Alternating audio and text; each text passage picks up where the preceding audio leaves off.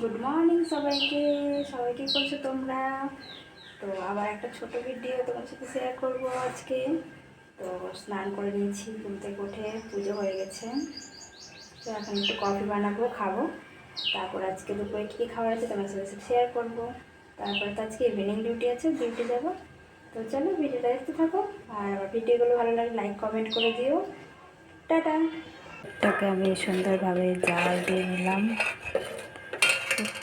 কাপড়ে দেখো, দুধ নিয়ে নেব।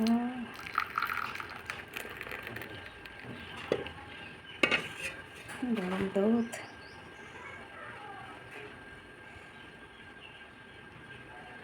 দুধ নিয়ে এবার দিয়েছি আমি মধ্যে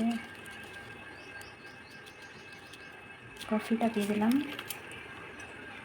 আর দিয়ে দিচ্ছি আমি অল্প চিনি। এবার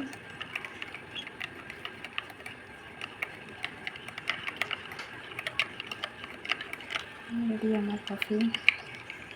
দেখো